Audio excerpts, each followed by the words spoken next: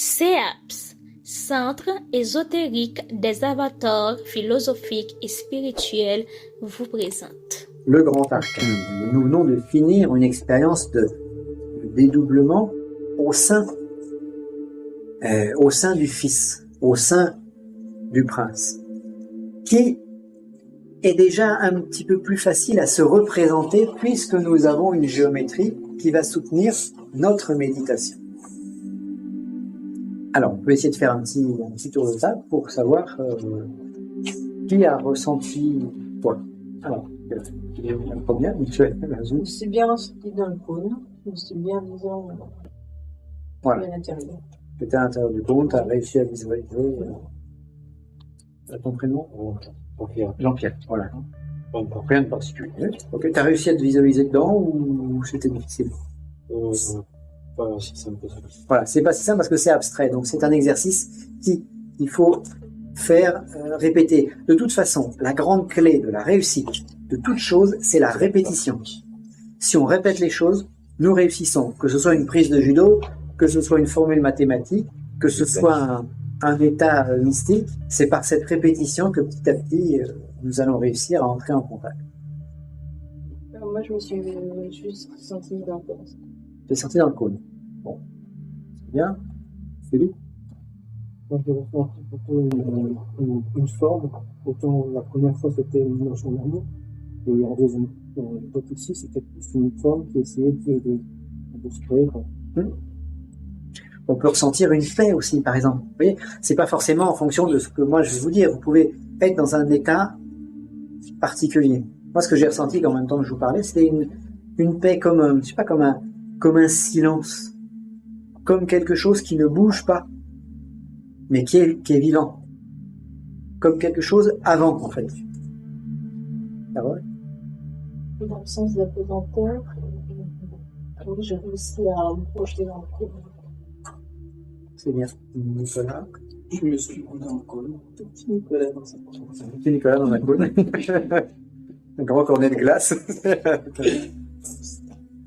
Ça, voilà. Voilà. Et bon, on a arrêté la méditation assez rapidement, mais ce qu'il faut après, c'est essayer de rester à flotter là-dedans pour en capter l'énergie et les sensations. Ton prénom? Arnaud. Alors, Arnaud. La projection s'est bien passée.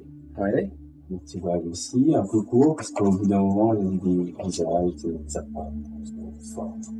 ça n'a pas été long, donc j'ai pas pu. Oui, c'est trop court en fait. Voilà. C'est trop court. Par contre, quand on est là-dedans, il faut arriver à rester dans l'abstrait. C'est-à-dire qu'il faut rester dans les formes géométriques. Si vous voyez le visage de la grand-mère, d'un patriarche, de Moïse, etc., vous essayez de ne pas y prêter attention et de vous recaler sur l'abstrait. Parce qu'évidemment, notre cerveau va toujours avoir tendance à nous faire descendre dans le concret. Et c'est difficile de rester dans le plan des pures abstractions. Et c'est le plan le plus haut. Donc, en même temps qu'on va se mettre en état de ressenti, il faut arriver à maintenir notre concentration là-haut. Oui. C'était le cas, mais les images et les sons aussi. On peut entendre la musique des sphères, par exemple. Au bout d'un moment, je vous entendais murmurer, je comprenais bien ce que vous disiez, mais vous entendez murmurer. De plus en plus loin, oui. Donc, tu étais bien entré dans un état de semi-dédoublement. Ton prénom? Stéphane. Pour moi, la visualisation, c'est bien passé. Je sens qu'il y a très calme. Oui. Pas plus pour l'instant. Voilà, pas plus pour l'instant. C'est un état de paix.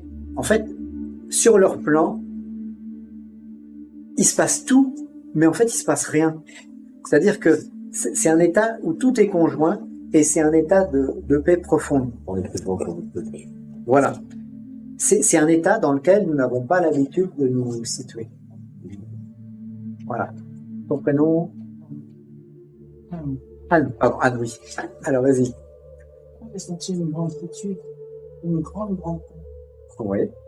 Et en même temps, je suis tellement dans un monde si abstrait. Je ressentais bien mes pieds sur terre, mais je pense que ça s'est arrêté, après ça s'est arrêté trop brutalement. Oui. C'est bien que le recentrage, je ressens encore l'effet pour revenir en avant. Oui, oui.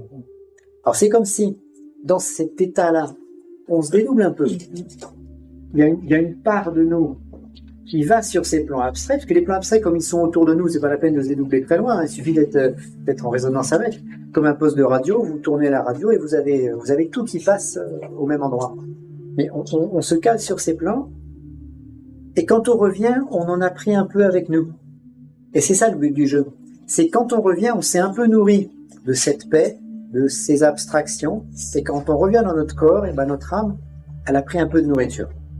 Et cela, c'est le but de la prière, c'est le but des rituels, c'est le but des méditations, c'est d'aller là et de revenir. Mais de revenir en ayant fait nos courses. Ouais. Ne pas revenir les mains vides. Ton prénom? Ouais. Alors. Vous, comme vous parlez, j'ai l'impression que ça vibre dans mes oreilles, ça fait des vibrations. Oui, ça nous met en état d'une espèce de vibration et d'état particulier. Donc il faut se laisser aller, même si on n'est pas attentif en fait à tout ce qui se passe, nous nous laissons aller et on se laisse guider en fait. Jean-Louis? Ouais, c'est assez spécial. Ça n'a rien à voir avec les autres. Je sais pas ce que c'est nature. Je crois aberrant. On est pour nous. Tu dis c'est complètement aberrant. On est pour nous. Pour nous, ça c'est de l'aberration. Voilà parce que c'est assez dans cette. J'ai dessiné parce que c'est assez. Donc, pour reprendre ce qu'on voit là, le cercle, le triangle, là, de ce coup, ça s'est inversé et ça faisait un œil. Oui. C'est-à-dire que l'œil que l'on a, avec le champ de vision, avec la pupille, et j'ai vu des yeux. Voilà. C'est ce que ça va donner avec le champ de vision qu'on a d'un œil. Oui, bien sûr, oui. C'est comme si ça voulait dire Dieu, c'est nos yeux. Moi, c'est ça. Alors, c'est intéressant parce que lui, on pourrait dire que lui, il est l'œil du Père. Et il est l'œil qui voit tout.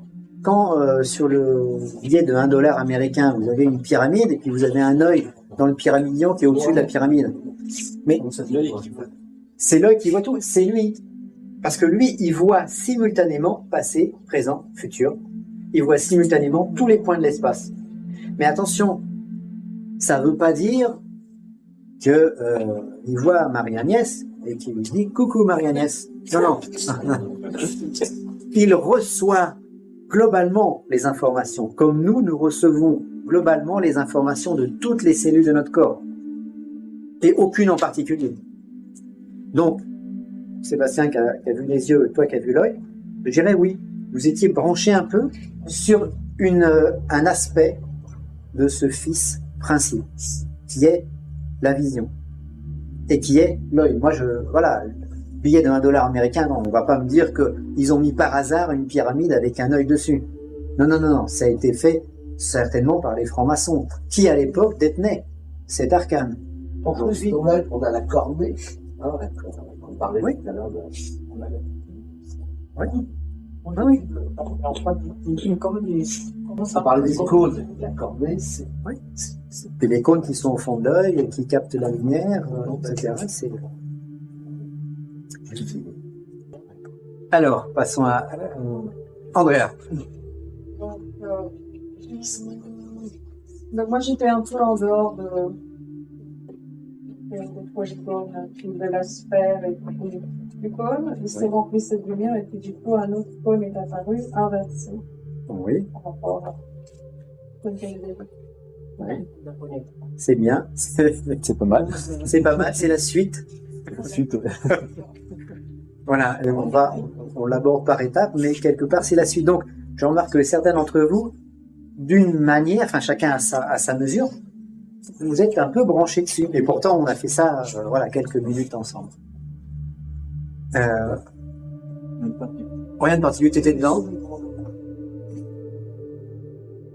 Voilà, billet de $1 avec l'œil. Nicole. Des vibrations. Énormément de vibrations. Et alors, dans le corps? Oui. Alors, bien sûr, quand vous entrez en état de résonance ou un peu de médiumnité, vous pouvez aussi ressentir des choses au niveau du corps. Oui. Mais, de toute façon, on va prendre de l'énergie par ces méditations. Sébastien, à part les yeux, tu avais... Ben, là-dessus, c'était la première fois. J'ai vu comment quelqu'un qui te regarde après le manche. Ouais. Voilà. Après, c'est tout. Et enfin, la deuxième. En fait, j'ai pris un peu. C'est incroyable, ça. Ouais, ouais, t'as la bonne tête, c'est bon. Personne n'a pris de vodka ce midi. Il y avait quoi de petit et là, il sait pas ça, puis après, quand on a arrêté, ça. Ben ouais, c'est normal. C'est la deuxième fois. C'était au con, et puis dans le con, il y a un truc qui descend, et après, ça fait bizarre. Comme je m'amuse à. Chaque fois, je prends des comme ça. Tu prends des décharges. Alors, Pierre. J'ai pu rentrer facilement dans l'alcool. Mais au moment où je commençais à partir, c'est à ce moment-là qu'on a arrêté le. Oui, on arrête trop tôt. Mais une expérience à renouveler à la maison. Voilà, c'est... Oui. En tout cas, il faut vraiment c'est pas évident. Bah, le premier travail, c'est un travail intellectuel. Il faut apprendre les étapes. Et après, on se les visualise. C'est un très bon exercice à faire. Mettons, vous remplacez vos prières du soir par cette méditation juste avant de dormir. Et là, dans la nuit, vous pouvez faire des rêves plus abstraits. Marcel. Alors, je sais pas ce que je peux dire, mais j'ai bien imaginé le cône, mais dire que j'étais à l'intérieur, j'ai pas la certitude, mais c'est resté quand même, hein, cette image-là du cône, c'est bien resté. Donc, il y a la facilité de faire des méditations sur. C'est l'image du Fils, hein. Ouais. Bon, pour les chrétiens, le Fils, c'est ça. C'est resté, et c'est un peu comme si c'est fixé. Voilà. Et puis, plus on va le faire, et plus ça va se fixer, et plus on va avoir, parce que qu'est-ce qu'on essaie de récupérer aussi? Un peu de son pouvoir créateur. Quand on parle de pensée positive ou de pensée créatrice, rien, vous regardez dans la glace tous les matins et vous dites, tous les jours, à tout point de vue, je vais de mieux en mieux, je suis beau, je suis beau, je suis beau, etc. Je gagne au loto, je gagne au loto, je gagne au loto. Je savais vous gratter, c'est marqué, perdu.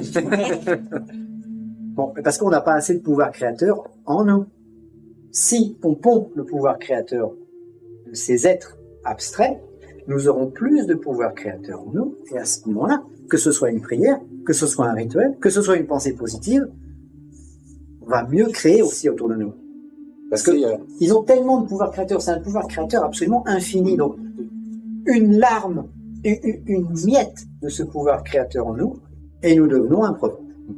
Parce qu'il y a des exercices de méditation de Qigong aussi, qu'on fait, on cherche à se fixer sur des états, et tout. Donc c'est facile de le basculer sur. Oui. Voilà pourquoi ça peut rester si on a cette habitude-là. C'est vrai que ceux qui ont un entraînement déjà, peu importe la discipline, un entraînement de méditation, un entraînement de visualisation, un entraînement, etc., ou de faire descendre des énergies d'une façon ou d'une autre, si vous calez votre entraînement avec ce que l'on va expliquer pendant ces 2 jours, vous allez voir que l'énergie qui descend est beaucoup plus puissante, plus abstraite, donc c'est des fois plus difficile à enclencher au démarrage, mais c'est beaucoup plus puissant, et après il se passe des choses. Sans forcément. Oui. Ne cherchez pas à forcer à avoir un résultat. Il ne faut pas forcer, il faut travailler. Voilà, et surtout pas à chercher à avoir un résultat. Ça vient tout seul. Marie-Agnès. Voilà, moi, la première méditation, ça a été quelque chose de gémissant. Oui. Le problème, c'est qu'il était temps d'arrêter et qu'à la deuxième, au bout de 2 respirations, j'étais plus là.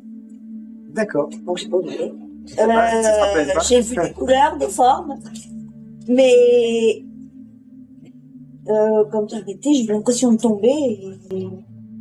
Oui. Alors, tu étais dédoublé, donc ça, c'est sûr. Après, ce qu'il faut, c'est canaliser le dédoublement sur un plan particulier. J'y arrive. C'est le travail. Bon. Je sais, mais je me balade toujours comme Et progressivement. Alors, quand tu es en état de dédoublement, quand tu te sens partir comme ça, ce qu'il faut, par exemple, c'est rester avec l'image du cône dans la sphère. Et pas lâcher cette image. Ça a été trop vite, j'ai pas eu le temps. Ouais. Mais si tu arrives à... Il partit en super vitesse. Ah ouais, complètement. Voilà. Eh ben, faut viser. Si tu pars comme ça, faut viser avant. Voilà. Avant de partir, regarde où tu vas aller. Ah ouais, Oui, c'est ça. Ah bah, et chacun, on va avoir des choses différentes et chacun va devoir travailler d'une façon différente. On doit travailler nos points faibles, en fait. Pauline? Alors, ça me comme ça. La première méditation, ça s'est bien passé. J'ai commencé à avoir des maux de tête comme pendant mes respirations. Ouais. Et la seconde, au moment où tu as dit d'essayer de rentrer dans le cône, oui. Moi, c'est toujours physique chez moi et j'ai eu l'impression qu'on me cognait dans le ventre comme quand Serge me soigne. D'accord. Et j'ai eu l'impression que j'ai ouvert les yeux d'ailleurs à ce moment-là, j'ai eu un geste de recul et j'ai exactement l'impression que lorsqu'il me soigne et que. D'accord. Donc c'est intéressant parce que ça sous-entend que l'énergie que tu as captée est une énergie thérapeutique, puisque tu as eu le même effet qu'au cours d'un soin avec personne qui fait du magnétisme. Donc on draine de la vie là. C'est pour ça qu'il n'y a aucun risque. On draine de la vie. Alors si ça nous perturbe un petit peu, c'est parce qu'on a tellement l'habitude d'être dans la mort que d'aller un peu dans la vie, ça nous gêne. Donc il faut y aller plus doucement. Mais il faut continuer. Voilà. Bon, c'est bien. On a des frissons, très froid. Encore, T'étais... D'accord, t'étais dans le cône et dans la sphère. Ok, donc après, on a des résonances pour ceux qui sont très sensibles par rapport au corps physique. Laurent ? Moi, je flottais entre les deux, mais j'ai pas réussi à rentrer dedans, dans le cône, quoi. D'accord, t'étais coincé entre la sphère et... Voilà. Mais ça m'allait bien. Entre deux. Voilà. Daniel, tu as réussi à sortir. Je suis dans de la pyramide. Et après, je veux beaucoup de lumière qui sont ici et une lumière de le... En haut. Oui. Et après, je veux que je ne peux pas essayer qui me fait ça. Et je reste ici et je veux la lumière qui vient ici. D'accord. Et après, je partis et je n'écoute pas tout et je suis très... C'est tout. Donc tu as pris une charge d'énergie. Voilà. Voilà, c'est moins cher que le substance illicite. Et tout à fait autorisé. La dernière fois que tu as vu ça qui m'a dépensé. Donc, vous voyez, certains n'ont pas déclenché, faut continuer à travailler. Certains ont eu des flottements, des états, d'autres ont eu des phénomènes un peu plus spectaculaires. Ce qu'il faut, c'est toujours recaler sur la méthode. Oui. On parlait tout à l'heure du danger en introduction. Et là, après on va dire, les comptes rendus de mini expériences qu'on a fait, est-ce qu'il n'y a pas une sorte de nettoyage au Karcher pour l'approche du quantisme? Donc ça va nettoyer, puisque c'est une énergie de vie. Voilà. Comme c'est une énergie de vie, une énergie pure, une énergie de lumière, ça va bien sûr chasser nos ténèbres intérieures. Donc ça peut faire de l'auto-nettoyage. C'est pas un petit nettoyage, c'est un genre de nettoyage. Tout dépend après de notre nature et de plein de choses. On peut pas considérer cette méthode comme un exorcisme.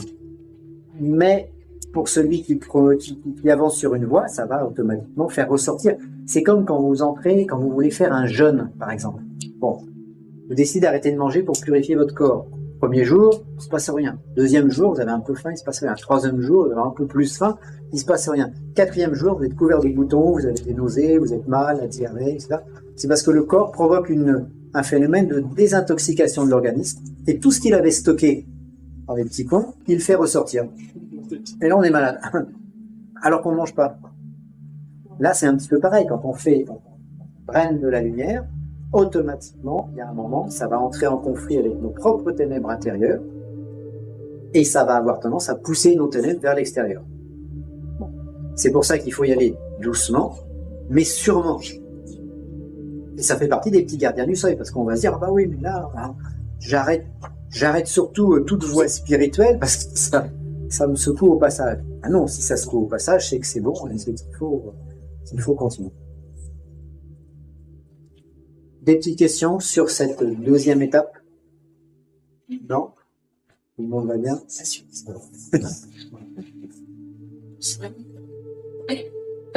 Oh, c'est gentil, quelqu'un vient de me donner un billet de $1. Bon, je ne sais pas si on voit sur l'enregistrement qu'il y a bien un.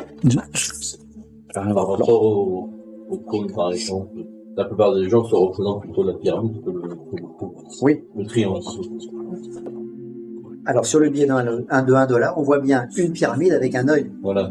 Bon, et c'est l'œil qui voit tout, et c'est la symbolique du fils, du prince. Il y a plein de devises maçonniques. Bien sûr.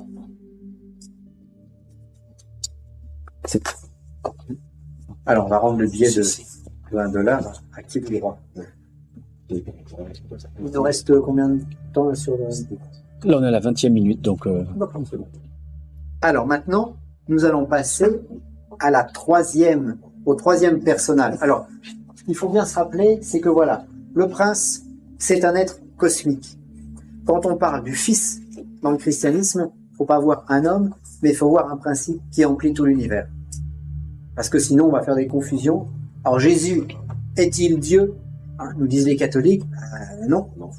Parce que si Jésus était Dieu, il serait le Père créateur de tout, et donc il s'agit d'une confusion de langage. Donc attention, le problème d'une religion, que ce soit l'hindouisme, que ce soit le christianisme ou une autre, c'est qu'on peut dire quand même que c'est une partie de lui. Jésus-Christ a réussi à entrer en contact avec ce Fils cosmique, et il a drainé en lui une partie de ce Fils, qui fait de lui Christ. On pourrait presque dire que ça c'est Christ ou Christos, et qu'une infime parcelle de ce Christos, dans un être humain, fait de cet être humain un demi-dieu. C'est-à-dire un être fait de chair, mais en même temps fait d'un esprit supérieur, relié à cet être, à ce prince. Et quand le prêtre célèbre la messe, qu'est-ce qu'il tente de faire descendre dans son calice? Lui. Mais si le prêtre est conscient de ça, et si le prêtre qui célèbre la messe a fait de nombreuses méditations sur la sphère et le cône, et qu'il a réussi à en comprendre cet abstrait, à ce moment-là, il va réussir à presque le faire descendre, je ne veux pas dire magiquement, ni théologiquement, ni spirituellement, mais une part du prince, une part de ce fils va réellement descendre.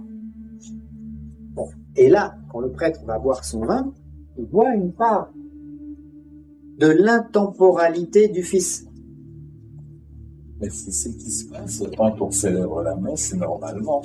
Oui, c'est ce qui devrait se passer. Oui, il devrait, parce que les prêtres romains... C'est ce qui devrait se passer. Non, je parle de nous. Notre messe à nous. Bien, nous allons passer maintenant donc à la troisième être que nous allons appeler la divine matrice. Alors, on peut lui donner des adjectifs ou des qualificatifs différents. Imaginons, voilà, nous sommes le Fils. Nous venons d'être créés par le Père. Et qu'est-ce qui se passe? Le Fils cosmique s'étonne de sa propre splendeur. C'est-à-dire que le Fils cosmique, il vient de jaillir, il se regarde et il se dit « C'est moi, je suis trop beau !» Il s'étonne de sa propre splendeur, de son unique perfection, parce qu'il est unique dans l'univers, il n'y aura que lui, depuis toujours et à jamais, il est le Fils unique du Père. Et il n'y en aura pas d'autre que lui. Il est le Fils aîné, mais comme il n'y a pas d'autres descendants, il est le Fils unique. Il s'étonne de sa propre splendeur, il se regarde. Et cette sainte admiration de lui-même opère une sorte de multiplication de cette splendeur. C'est-à-dire que il est immensément beau, mais le fait qu'il prenne conscience de cette beauté va amplifier encore cette luminosité qui émane de lui. Et c'est comme si, alors j'essaie de vous dire, d'écrire des mots qui sont faux, bien sûr, c'est une sorte de caricature, mais il faut bien essayer de se représenter quelque chose. Il va se regarder et il va frémir. Vous savez, comme quand vous vous regardez dans la glace, et puis là, vous avez réussi, mesdames, le maquillage parfait. Vous avez la tenue parfaite. Vous avez le parfum qui convient. Là, vous dites, trop bien. Et ben, c'est ça. C'est cet état-là, mais surmultiplié, qu'il va ressentir. Et là, il va frémir. Il va frissonner. Hein? Limite, c'est comme quand vous, messieurs, vous voyez une dame qui passe, et puis là, vous tombez fou amoureux d'elle. J'ai dit amoureux. Et d'un coup, c'est un espèce d'élan cardiaque, de frissonnement, de quelque chose qui s'allume à l'intérieur, qui n'est pas contrôlé, qui est incontrôlable. Je vous dis que ça y est, c'est la femme de ma vie, c'est l'homme de ma vie, c'est elle. Comme dans les dessins animés, vous voyez, quand vous avez les yeux qui sortent des orbites. Bon, eh bien, cette sainte admiration, mais pour lui-même, parce qu'il est seul, donc il ne peut que se regarder et que se trouver beau tout seul, crée une multiplication donc de cet état, et cela va engendrer une sorte de corporification spirituelle. Ce frémissement, cette émotion, ce sentiment d'amour qu'il a pour lui-même, et qu'il a pour tout l'univers, mais vu qu'il emplit tout l'univers, c'est pour lui-même, va lui générer un corps, va densifier son propre état, va générer une deuxième entité majeure. Alors, voilà. Vous avez le roi, le prince, la princesse. Le fait que le prince se regarde au miroir et se trouve beau, mais il va se corporifier. Et sa corporification est une seconde entité cosmique et globale que nous avons nommée la princesse. La princesse est le corps du prince. Comme ils sont uniques, ils vont devoir assumer tous les rôles simultanément. Donc, cette princesse, cette deuxième entité majeure, à la limite, les deux entités majeures qui emplissent l'univers, le prince et la princesse, puisque le roi est avant. Le roi, c'est la source avant de jaillir, donc c'est pas le jaillissement, c'est avant. C'est pour ça que c'est difficile de se représenter avant le jaillissement de la lumière. C'est le point qu'il y a avant.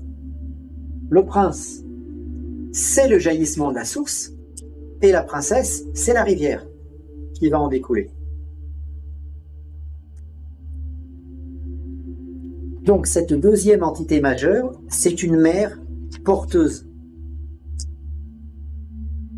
qui est frémissante d'une vie ardente, parce qu'elle est le frémissement du prince qui se regarde. Le prince, il est en quelque sorte égocentrique, mais pas dans le sens négatif, dans le sens qu'il est unique, donc il ne peut pas regarder ailleurs qu'à l'intérieur de lui-même. Il regarde son propre nombril, parce qu'il n'y a que son propre nombril qui existe. Et cet émerveillement, ce frémissement, crée une entité, crée une corporification, qui, elle, cette corporification, est porteuse de la même vie ardente, ou même, je dirais, encore plus ardente que celle du prince, ou que celle du roi, dans le sens où cette ardeur, cette vitalité, va descendre les plans, donc va se manifester de plus en plus. Donc elle est de plus en plus ardente pour nous, parce qu'on va mieux pouvoir la toucher. Ça va être encore plus aisé de se représenter la princesse que le prince. Déjà, le prince était plus aisé que le roi. Et mettons quand Marie-Agnès, tu disais que tu te représentes le roi sous forme d'un jaillissement. Le jaillissement, c'est le prince. Le roi, il est avant ce jaillissement. Donc, si vous vous représentez le Fils sous la forme d'un jaillissement de lumière, d'un soleil qui explose dans tout l'univers, eh ben le roi, il est avant ça. Donc il est le point noir, d'où ça va jaillir. Au centre. Ah. Mais comme il est non-temps, non-espace, il n'est pas le centre non plus. Voilà, il est impensable. On a du mal à le concevoir. Il est inconcevable. Il n'y avait pas d'origine dans ma vision. Oui, l'origine, c'est lui. Mais on n'arrive pas à s'en faire une manifestation. On n'arrive pas à lui donner une forme parce qu'il n'en a pas. On n'arrive pas à lui donner un état parce qu'il n'en a pas. Il est. Mais il est sans être. C'est là où on monte dans l'abstraction et là, on a le cerveau qui commence à fumer. Puis là, il n'y a pas besoin de cigarette spéciale. La métaphysique est tout à fait adaptée. Sans effets secondaires.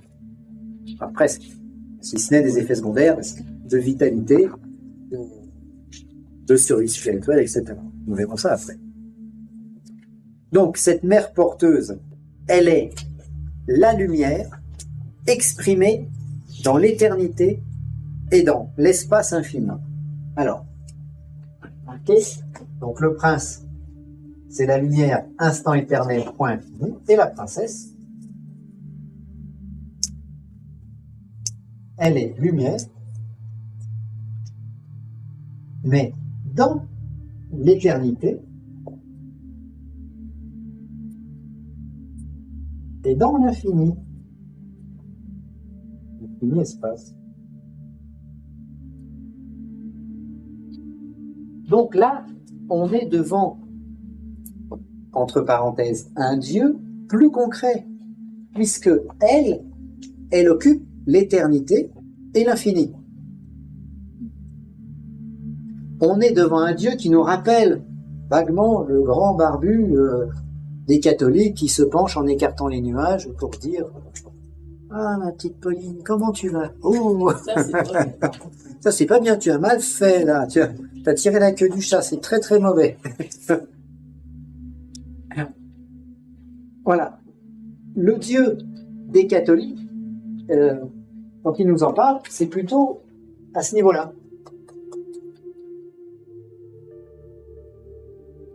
Mais c'est déjà un Dieu qui est éternel et infini, qui est difficile à concevoir.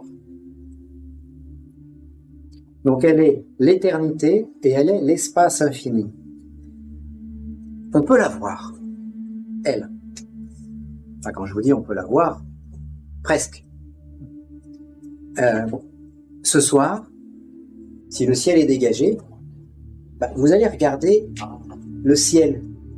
Vous allez regarder l'espace.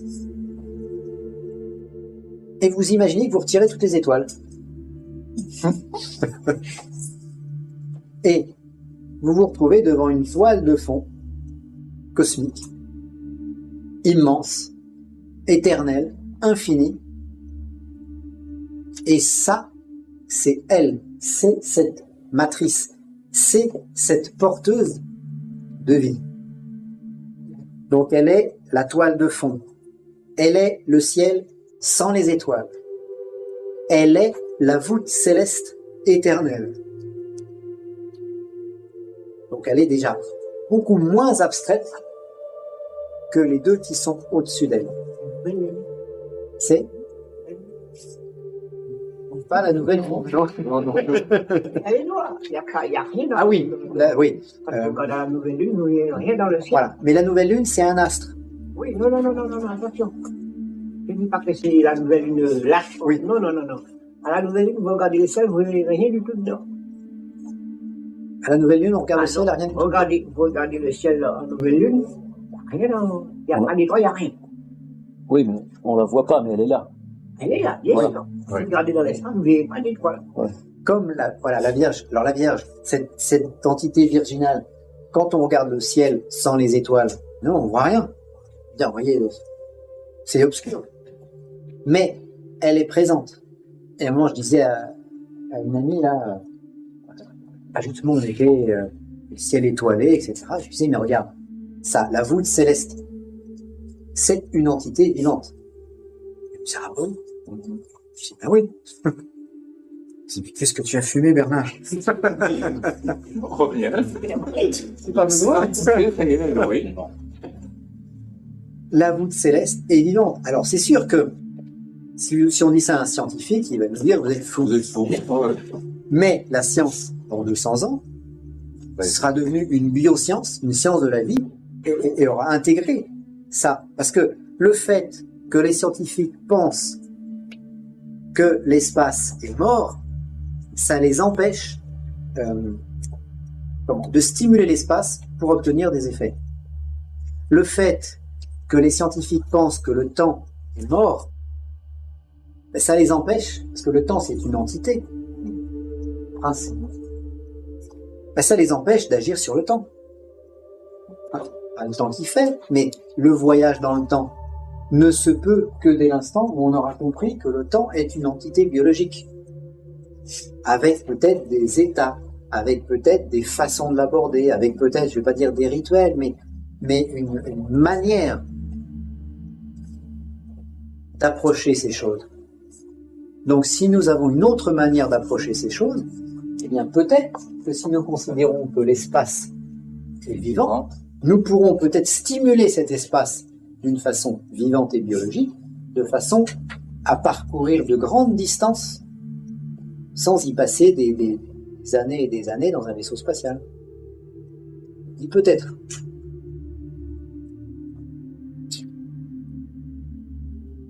Donc, si nous faisons un petit résumé, le roi, c'est le père, lumière, non-temps, non-espace. Le fils, c'est le prince, c'est la lumière exprimée dans le temps unitaire et dans l'espace unique. Et la matrice, c'est la princesse, c'est la lumière corporifiée qui nous donne l'éternité que nous connaissons et l'infini de l'espace que nous voyons. Alors, la matrice, regarde si j'ai quelque chose, voilà. Ça dit. La matrice, elle est simultanément plusieurs choses. Parce que le grand problème de ces entités, Père, Fils et entité virginale, c'est que ils ne peuvent avoir qu'un acte unique. Cet acte unique, cette action va durer tout le temps. Puisqu'ils occupent l'infini et l'éternité, ils sont obligés de tout faire simultanément. Ils peuvent pas, comme nous, aller faire les courses et puis après préparer le repas. Non, ils sont obligés, si c'était le cas, de faire les courses et de préparer le repas simultanément.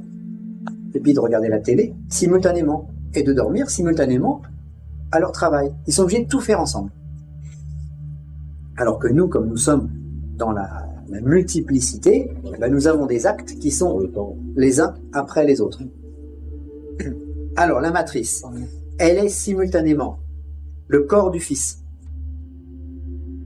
Son frémissement, il se regarde, il se voit beau, il se dit, elle est le corps du Fils, sa corporification. Mais le Fils, il se crée un corps, et quand il voit ce corps qui vient de se créer, il dit, mais il est absolument extraordinaire ce corps, je veux le connaître. Et ça devient en même temps son épouse. Mais son épouse virginale, son épouse vierge. Parce qu'il la regarde, il la voit belle. Il se dit, waouh! Mais en même temps qu'il dit, waouh!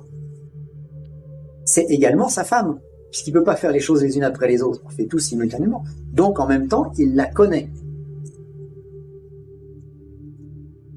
Et en même temps qu'il connaît cette Vierge, elle est également, elle, mère porteuse des enfants. C'est le mythe qui est mal dit, mais c'est le mythe de l'Immaculée Conception des chrétiens. Parce que elle est Immaculée Conception dans le sens où elle est conçue directement de la lumière du Fils. On va dire, le Fils, si on regarde sur un plan un petit peu plus trivial, on va se dire, alors voilà, on va dire, dis donc, le prince, il s'embête pas. Il se crée une princesse, et hop, il lui saute dessus. Et depuis toujours et à jamais, le prince et la princesse font des enfants. C'est chouette, ça.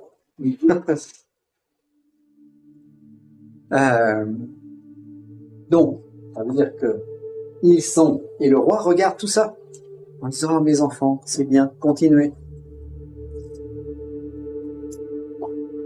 Ça signifie que la puissance créatrice contenue dans ces 3 personnes est absolument colossale, énorme, inimaginable, incommensurable, impensable, etc., etc. Et c'est cette force créatrice, cette impulsion que certains ont nommé le fiat lux. Le fiat lux, ça veut dire que la lumière soit. Donc c'est la lumière qui va engendrer, après, des enfants.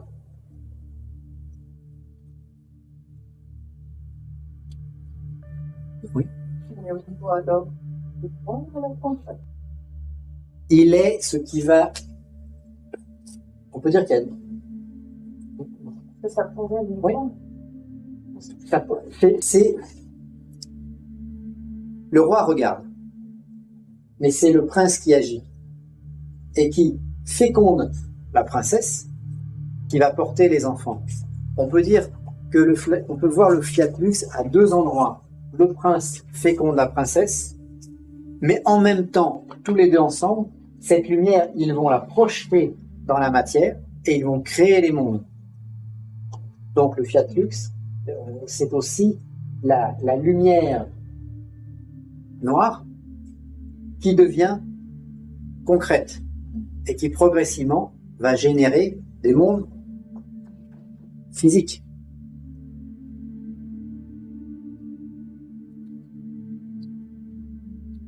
Quel est le visage de cette mère? Alors on avait vu que le fils, c'était lui. Et la mère va être à ce moment-là le reflet du fils en lui-même.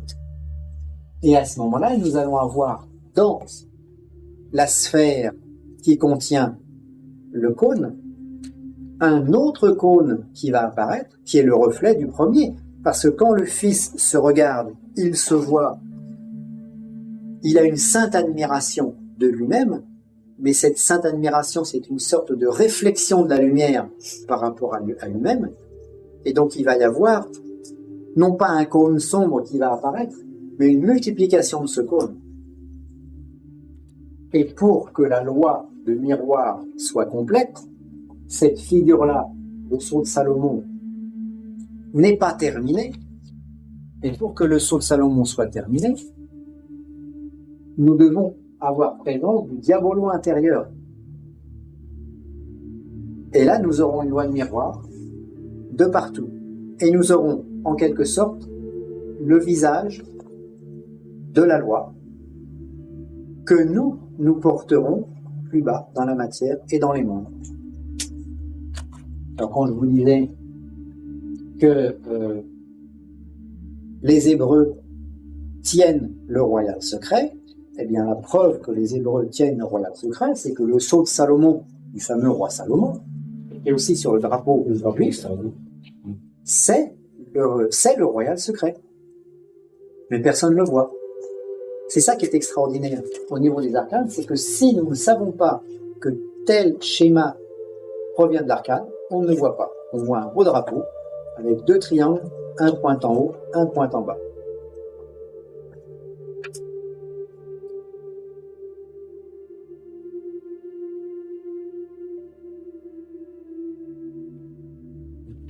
Alors, pour essayer de la situer encore, oui. Le croix de Saint-André, qui rajoute. Voilà. Ça, c'est le sceau de Salomon classique. La loi de miroir, le miroir de ces 2 triangles, celui du bas et celui du haut, qui se reflètent par rapport au centre de la figure. Et ce petit diabolo au centre du sceau de Salomon, ça va être tout le ressort de notre monde et tout le ressort de notre cheminement spirituel et initiatique. Parce que nous sommes des microcosmes sur un macrocosme, mais qui est lui-même microcosme plus grand. C'est comme les poupées russes emboîtées les unes dans les autres. Hein. Clap, clap, clap, clap, clap, clap.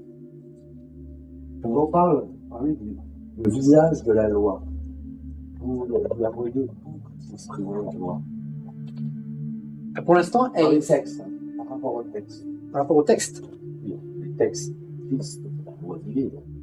Alors attention, il y a des hommes qui ont écrit des choses, qui ont écrit des interprétations de ce qu'ils pensent ou de ce qu'ils croient, qui, pour certains, c'est juste, pour d'autres, c'est faux, et pour d'autres, c'est à moitié juste. Donc on ne peut pas dire que telle interprétation est bonne ou telle interprétation est mauvaise. Il y a des hérésies, et puis il y a des choses qui collent à la loi. Mais le problème, c'est que cette loi de Dieu, elle est géométrique. Elle n'a jamais été écrite. Quand on nous dit, par exemple, que Moïse trace les 10 commandements de Dieu, tu ne tueras point, tu honoreras ton père et ta mère, tu seras gentil avec les perroquets, etc., etc. Bon, ce n'est pas la loi du Père, parce que la loi du Père, c'est ça, point. Après, à nous d'interpréter, à nous de nous y conformer, plus ou moins bien, mais déjà de nous en imbiber. En fait, il faut s'en imbiber. C'est ça la véritable loi. Si je veux être dans l'axe, je dois m'imbiber de la loi du Père. Mais après, on va voir des attendus qui vont descendre progressivement jusque-là, et après, nous devons terminer dans la métaphysique appliquée par des actes concrets. Ça, c'est la géométrie de Dieu, ou des 3 dieux en un. Mais c'est pas parce qu'on va tracer ça sur une soupière que la soupe va devenir vibrante. Et que la soupe va incarner Kalasada qui se sont dit, bah, c'est simple, hein, j'en mets partout dans mon appartement, et hop, je suis... non, ce n'est qu'un dessin. Sauvé, ce n'est qu'un dessin. Il faut se le représenter. Et c'est pour ça quand... j'ai du mal avec le prénom de Andrea, voilà. Andrea, quand tout à l'heure, tu voyais un deuxième triangle, un deuxième cône premier, bien, c'est ça. Et c'est vrai que cette figure-là est plus féminine que la première, avec simplement le cône dans la sphère. Ça ressemble à un cristal, mais je ne sais pas comment ça s'appelle. Oui. Il y a, c'est quoi? Il y a une forme cristalline qui ressemble un petit peu. Je sais plus le terme. C'est un des solides platoniciens. C'est ce qu'on appelle la Merkaba. Ouais. Mais ça s'appelle autrement chez Platon. La mycosaïde. Oui, mycosaïde, voilà. Voilà. Ça, la forme géométrique la plus proche de ça, ce serait l'icosaèdre. Vous regardez sur... Comment on regarde? Oui. Ah oui. Ce qu'il faudrait, c'est arriver à le représenter en volume. Déjà, un cône dans une sphère, c'est pas facile. Mais là, un double cône dans une sphère, c'est plus difficile. Et si vous essayez d'intégrer le petit diabolo au centre, qui sont 2 petits cônes, hein, qui sont l'un dans l'autre, bon, bah, faut essayer mentalement de se balader dedans, en méditation ou en prière. Et là, bah, nous aurons des rituels plus efficaces, parce que, entre guillemets, les anges, les maîtres, les patriarches, les prophètes, les courants spirituels, le monde divin va être sensible à notre représentation mentale de la loi, puisque eux vivent là-dedans. Limite un ange, je veux appeler un ange. Bon, peu importe la tradition, peu importe le système. Si j'ai l'habitude de méditer sur le double cône, l'ange, il va se dire, ah ben oui, il pense comme moi. Donc, je viens. Et puis, si on n'a pas du tout cette habitude-là, bah, il va se dire, c'est un étranger ou une étrangère. Le contact sera plus difficile. En fait, c'est un esprit, une symbiose avec les entités. Oui. Parce que le problème d'attirer des entités spirituelles dans un rituel, dans une prière ou autre, c'est de parler le même langage qu'elle. Si moi je parle pas le même langage qu'elle et que je vais, je sais pas, dans un pays étranger, je vais en Chine et je vois un Chinois puis je commence à lui parler français, et le Chinois il me répond en chinois, on va pas se comprendre. Donc c'est à moi d'apprendre la langue de ceux que je veux toucher.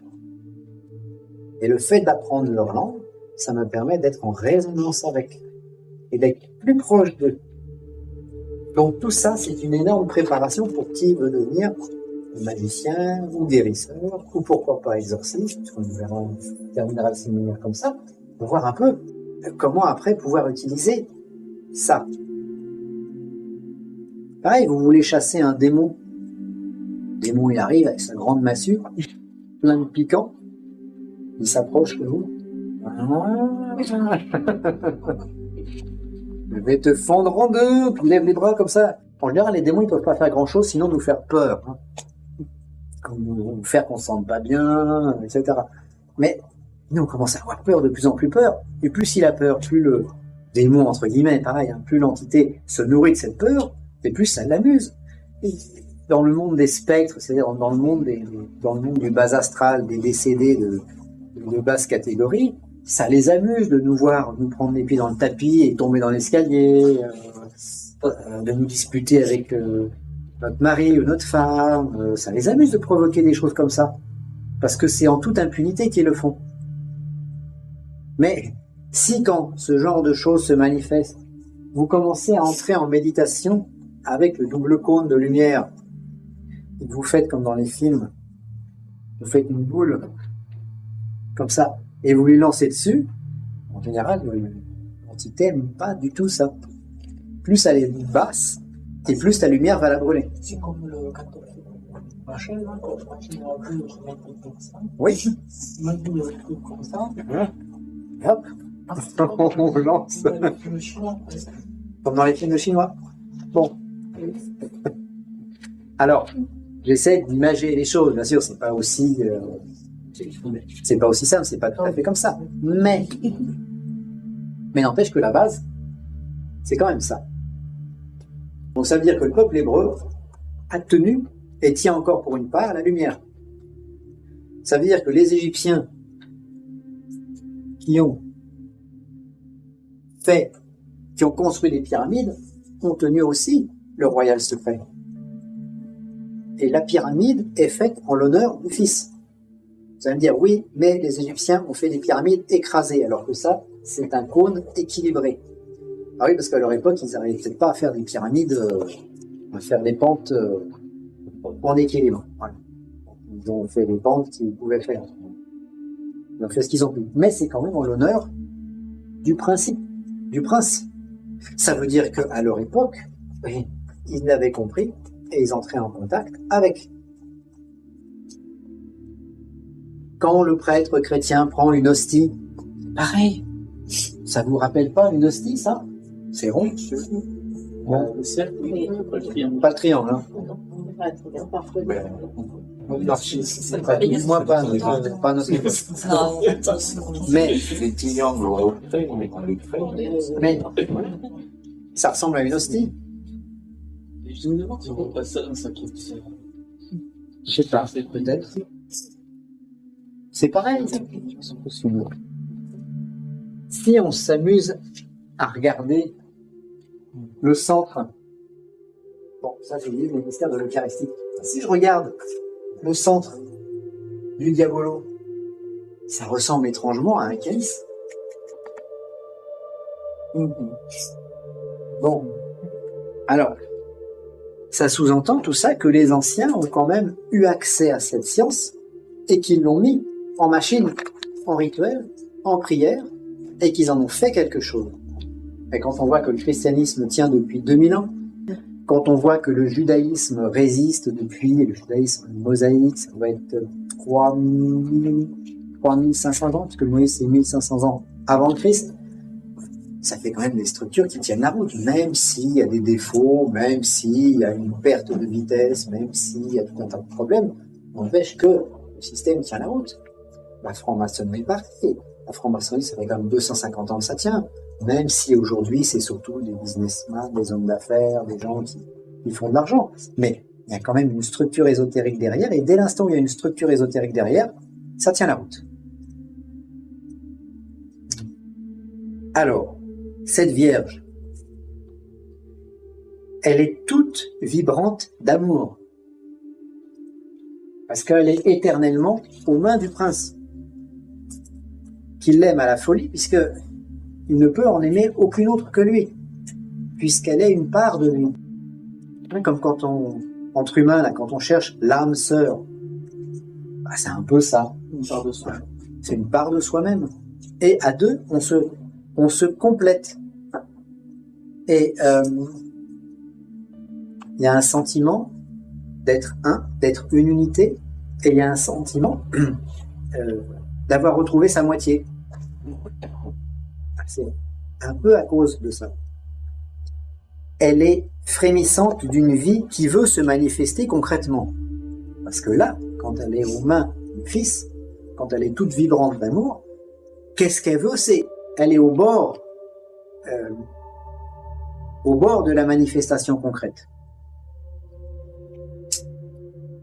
Puisqu'elle est vibrante, elle est animée d'un mouvement fixe, une sorte de respiration immobile.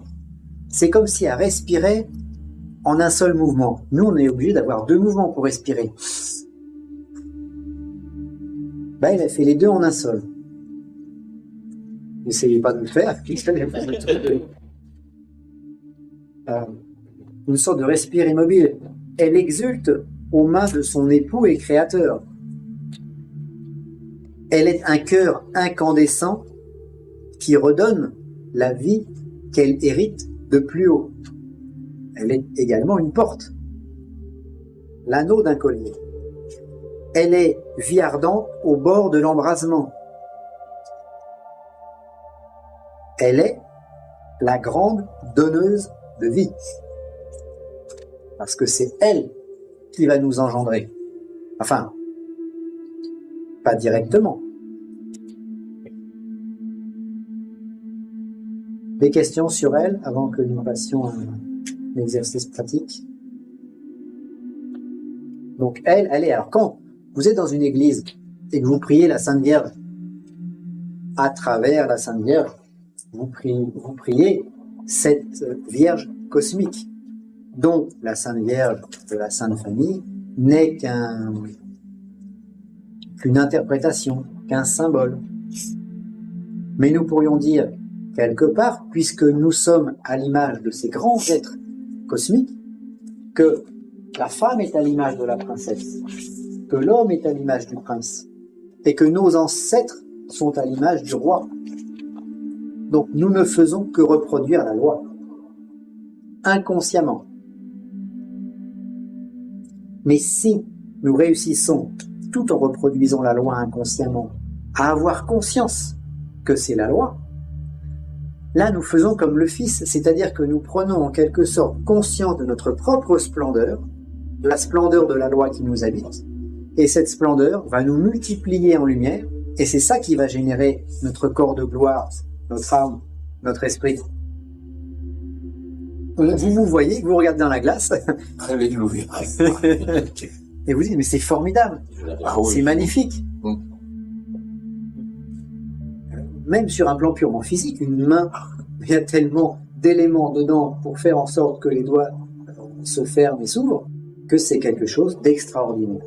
Et le fait de s'émerveiller de choses simples, parce qu'on voit derrière ces choses simples, et bien ça nous permet de nous nourrir de la loi.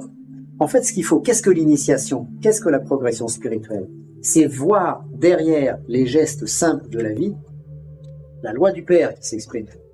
Mais pour voir cette loi du Père, il faut l'étudier avant. Et après, vous pouvez regarder une petite abeille qui butine une fleur en disant « Oh, c'est merveilleux !» Mais il y a deux façons de le voir. Je voulais venir sur une chose. Juste après. Il y a toujours deux façons de voir les choses. La façon profane et la façon spirituelle. Contactez CEAPS au 561 324 3957. Email ceaps centre@commercial gmail.com.